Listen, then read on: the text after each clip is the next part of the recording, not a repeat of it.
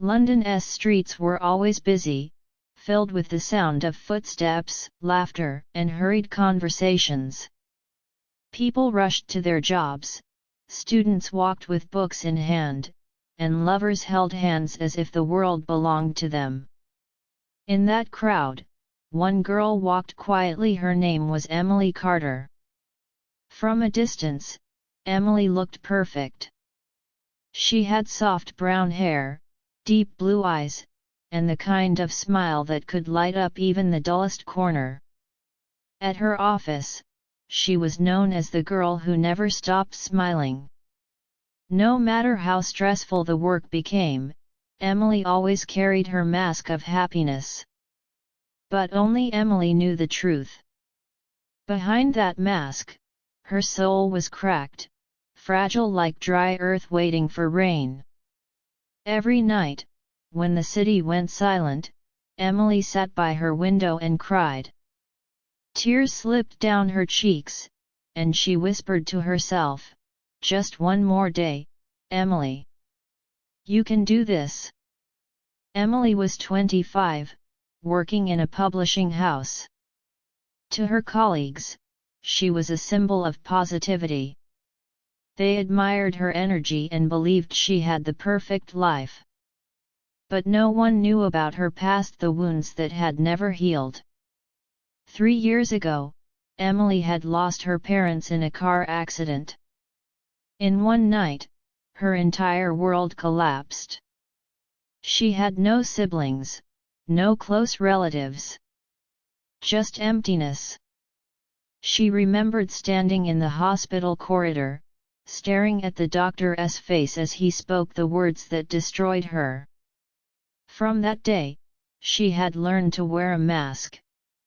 She thought, if I show my pain, the world will pity me. And I don't want pity. I want to survive. So she smiled. She laughed at jokes. She even encouraged others when they were sad. But inside, her heart felt like it was made of broken glass. One Monday morning, Emily walked into her office with her usual cheerful smile. Her friend and coworker, Clara, greeted her. "Emily, you're always so full of life." "I don't know how you do it," Clara said, sipping her coffee. Emily laughed lightly. "Oh, it's simple. Just keep smiling." Clara nodded, impressed. But as Emily turned to her desk, her eyes fell on a family calendar on Clara's table. Clara with her parents and siblings at a picnic. Emily's smile almost cracked.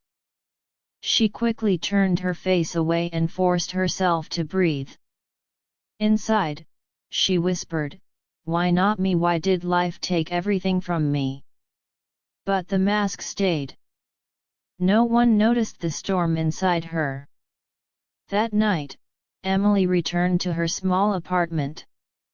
The city lights shone through her window, but her room felt dark. She sat on her bed, removed her makeup, and looked into the mirror. Her reflection stared back, eyes tired, skin pale, lips trembling. The mask was gone now. She didn't need to pretend.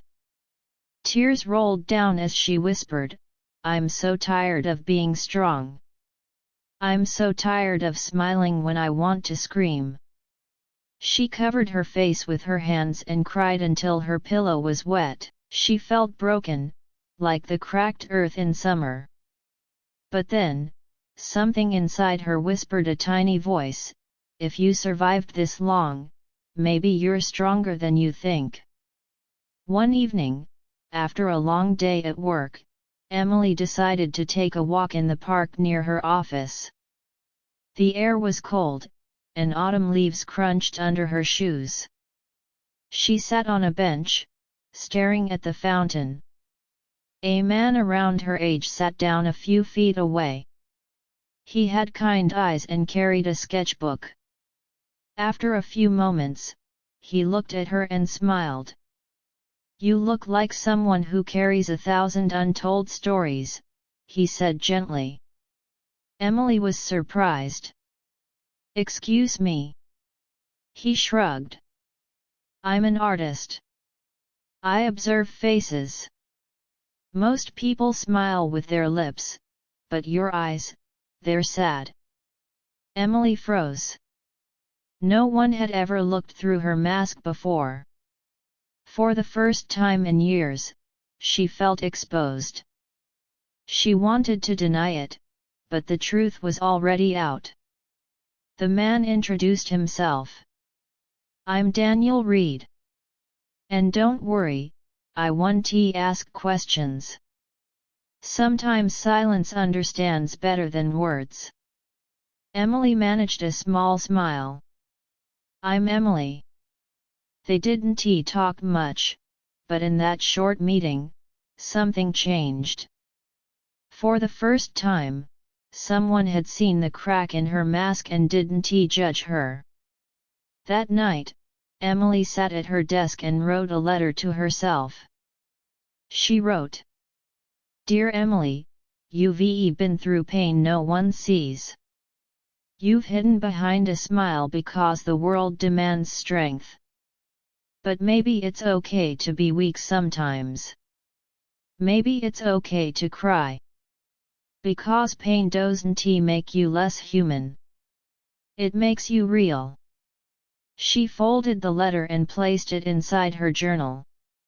For the first time in years, her heart felt a little lighter. In the following days, Emily started meeting Daniel more often in the park. He would sit and sketch, while she read or simply watched the fountain. They didn't share their deepest secrets, but their silent company healed her in small ways. Daniel once told her, You don't always need to wear a mask, Emily. Sometimes the world needs your truth more than your smile. Those words stayed with her. Slowly, Emily began to believe that maybe her scars didn't make her weak, they made her human. Emily was still broken, still healing, but for the first time, she saw a flicker of hope. She realized that even in cracked earth, seeds could grow. Her journey was not over. But she had taken her first step. Emily woke up the next morning with swollen eyes, but for the first time in a long while, her heart wasn't unbearably heavy. Daniel's words echoed in her mind, You don't always need to wear a mask, Emily. Sometimes the world needs your truth more than your smile. She stood in front of her mirror and looked at herself. The cracks in her soul were still there, but she whispered softly, Maybe I don't have to hide forever. 1 week later, Daniel invited Emily to an art exhibition. It's nothing too fancy, he told her. Just a small event where artists share their work. I want you to come. Emily hesitated. Crowds scared her. She had learned to smile for people, but deep down, she always felt like an imposter. Still, Daniel's kindness had given her courage. She agreed. On the evening of the exhibition, she wore a simple dress and walked into the gallery. Paintings covered the walls, vivid colors, abstract emotions, faces and landscapes. Emily wandered quietly, admiring the art, until she stopped at one canvas that made her heart skip. It was a portrait of a woman holding a mask. The mask was smiling, but behind it, the woman's face was cracked and crying. Her breath caught. This is me, she whispered. Daniel appeared beside her. Yes, he said softly. I painted this after I met you. Emily turned to him, shocked. I didn't paint you to expose you, he explained. I painted you to honor your strength. You've survived with a smile, even when broken inside. That's courage, Emily. Tears filled her eyes. For the first time, she didn't feel ashamed of her cracks. She felt seen. After the exhibition, Emily couldn't stop thinking about that painting. It stirred something inside her, a desire to let go of the mask, even if just a little. The next day at work, Clara noticed Emily was quieter than usual. "Hey, are you okay?" Clara asked gently. Emily hesitated. Her instinct was to smile and say, "I'm fine." But instead, she took a deep breath. "No, Clara," she said softly. "I'm not okay. I've been carrying pain for a long time, and I'm tired of pretending." Clara blinked, surprised. For a moment Emily feared rejection, but then Clara hugged her tightly.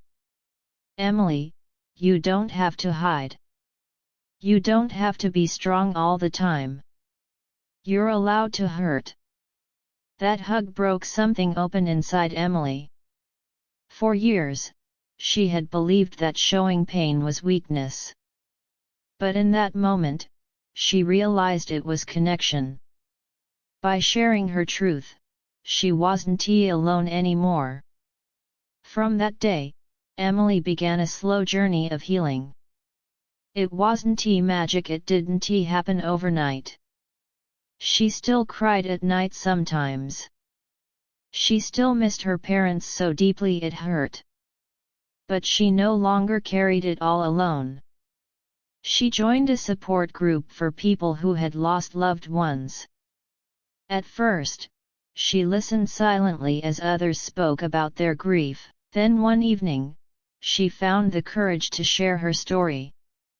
"My parents died in an accident 3 years ago," she said, her voice trembling.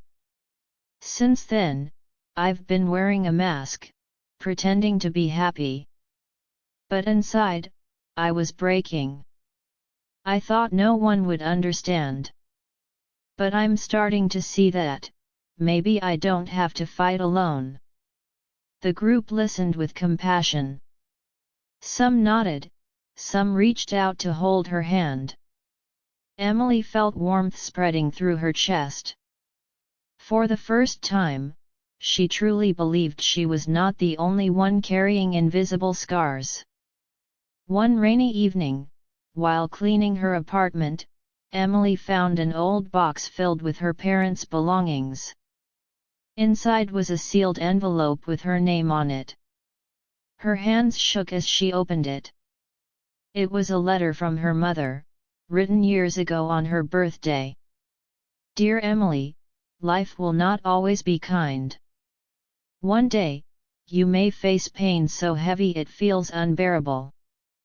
But remember, my daughter, strength is not about never breaking. Strength is about standing up again after you fall. Even if the world shatters you, you can still bloom again. Never forget you are braver than you believe." Tears streamed down Emily's face as she clutched the letter to her chest. Her mother's words felt like a hand reaching out from heaven, guiding her forward. Weeks turned into months. Emily's cracks didn't vanish, but they began to glow with resilience. She started writing short blog posts about grief and healing. To her surprise, people from around the world began reading and responding. "Your words gave me hope," one stranger wrote. "You made me feel less alone," another said.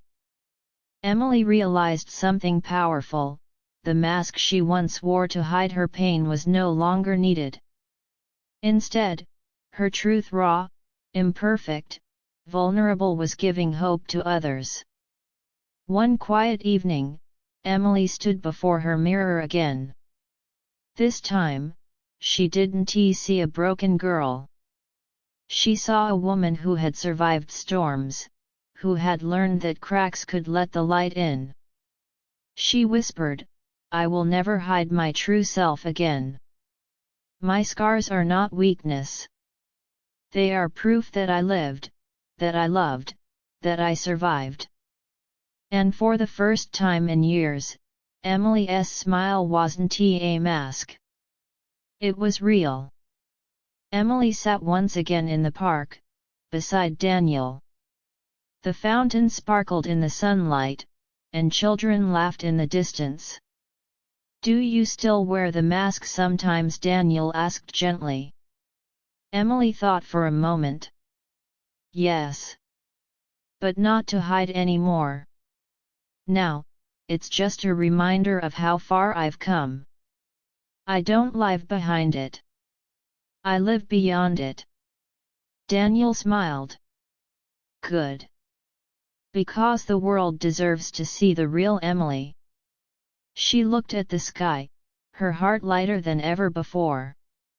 The cracks in her soul were still there, but now they were filled with light, like golden threads holding her together. She wasn't perfect. She wasn't unbroken. But she was alive. She was healing.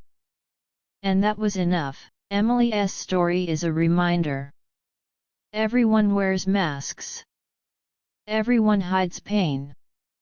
But true strength comes when we dare to show our real selves.